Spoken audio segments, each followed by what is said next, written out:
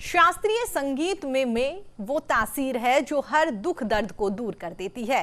7 सुरों के संगीत से निकलने वाला 8वां सुर आनंद का एहसास करवाता है।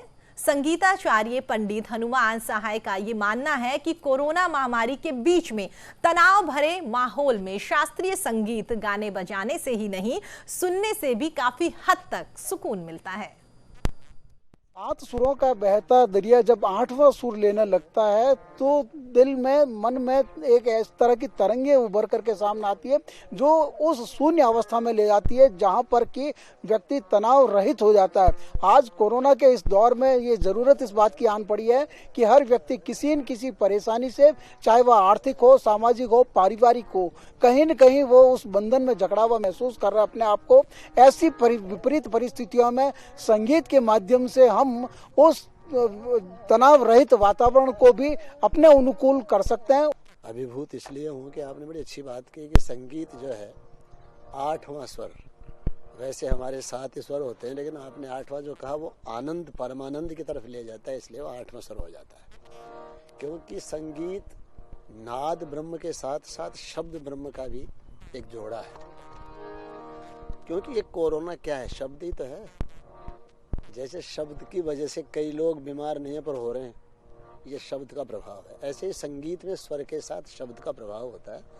तो वो जैसे कोरोना डरा रहा नहीं होते हुए भी, वैसे संगीत नहीं समझ में आते हुए भी आनंद देता है। ये संगीत का प्रभाव है, शब्द का प्रभाव है। कोरोना कहते ही लोग डरते हैं, अरे खांसी हो गई, कोरोना हो गया। ऐसे ही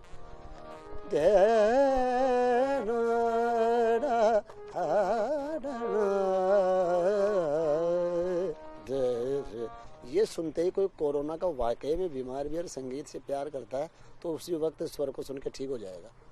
स्वर का ये असर होता है। और रही बात अवसाद की, इनकी संगीत वालों को तो अवसाद में रहना ही नहीं चाहिए, और वो रहते ही नहीं हो तो अवसाद वालों को और अच्छा करते हैं। क्योंकि आज के संगीतज्ञ शायद व्यापारी हो सकते हैं इसलिए अवसाद में है, अन्यथा कलाकार फक्कड़ होता है वो तो सदा प्रसन्न रहता है और सदा प्रसन्न रखता है। संगीत का मेन उद्देश्य यही है कि स्वयं प्रसन्न रहें और लोगों को प्रसन्न रखें। इसलिए संगीत को ढंग से करना और आत्मा से करना हमको आनंद देता है।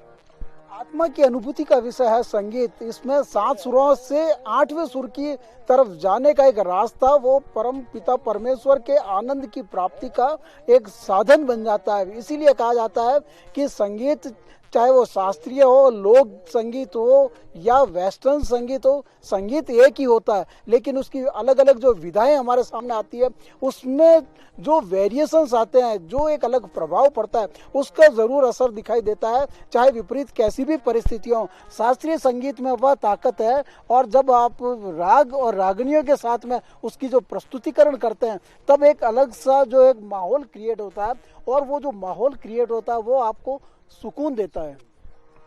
बिल्कुल, आपने जो विधाओं की बात करी, विधाएं दरअसल 2 हैं, एक वैदिक विधा है, एक लोक विधा है। वैदिक विधा तो हमें ईश्वर की ओर ले ही जाती है, और जिन लोगों ने इन शास्त्रीय विधाओं की तरफ ध्यान दिया है वो तो आपदाओं की परवाह नहीं करते हैं। हम लौकिक लोग हैं इसलिए चिंताएं करते हैं। पर कुछ लोक संत भी ऐसे हैं जिन्होंने ऐसी वाणियाँ लिखी हैं जो हमें परमात्मा की ओर ले जाता है। तो संगीत वेद और लोक दोनों में फर्क नहीं करता, संगीत दोनों को जोड़ता है। इसीलिए सम धन गीत, जो सबको सम बना दे वो संगीत होता है। जैसे आपको एक उदाहरण दूं, ये शास्त्रीय संगीत का प्रमाण है कि आगे एक राग है दरबारी कानड़ा, उसके शब्द हैं नाद ब्रह्म शब्द ब्रह्म उदधि अपार, नाद ब्रह्म शब्द ब्रह्म उदधि अपार, पचहार ज्ञान गुणी पायो नहीं पार नाद। ये शास्त्रीय हुआ। लेकिन लोक जो है वो भी ऐसे ही कह रहा है, शब्द न जाने सोही पिछाने दूजो काए जाने रे भाई। संतों की कृपा हो जाए तो ही शब्द के मर्म को पहचान सकता है, अन्यथा नहीं पहचान सकता। तो ये भी हमें आध्यात्मिक की ओर ले जाता है। और संगीत तो हमें कभी बीमार करता ही नहीं है साहब। जो वाकई में संगीतज्ञ हैं न तो बीमार रहते हैं और न बीमार करते हैं, बीमारियों को दूर और करते हैं। संगीत का तो बहुत बड़ा प्रमाण है। संगीत हमें बड़ा प्रसन्न रखता है और संगीत, मैं तो कहता हूँ आज के जितने भी लोग हैं भले ही गाएं बजाएं नहीं, लेकिन अच्छा पुराना गाना बजाना सुने। आजकल का नहीं, आजकल का गाना बजाना तो आदमी को तामसी करता है। ये जो बिना रिदमिक भले ही हो सकता है वो, लेकिन शब्द का प्रभाव नहीं रहता। शब्द ही व्यक्ति को संदेश देता है। तो मैं तो सबको निवेदन करता हूँ कि संगीत के स्वर और शब्द विद्वानों के, उनको आत्मसात करो। कोई बीमारी आपको तकलीफ दे ही नहीं सकती है, मेरा वादा है। शब्द ब्रह्म की आराधना है। संगीत के माध्यम से जब हम 7 सुरों को 8वें सुर की ओर ले जाते हैं तो निश्चित रूप से वातावरण में एक ऐसा एक प्रभाव उत्पन्न होता है, और वह जो प्रभाव है तन और मन के सौंदर्य की भी अभिव्यक्ति करता है। लिहाजा संगीत, चाहे वो शास्त्रीय हो, लोकगीत हो या लोक संगीत हो, थोड़ा सा वक्त अगर आज के दौर में इस विषम परिस्थितियों में कानों में अगर वो सुनाई देता है, अगर उसके साथ में थोड़ा सा वक्त गुजारता है, तो निश्चित रूप से कोरोना जैसी त्रासदी, महामारी, बीमारी तन और मन को कतई प्रभावित नहीं करेगी। ऐसा विद्वानों का भी कहना है, मानना है और समझना भी है।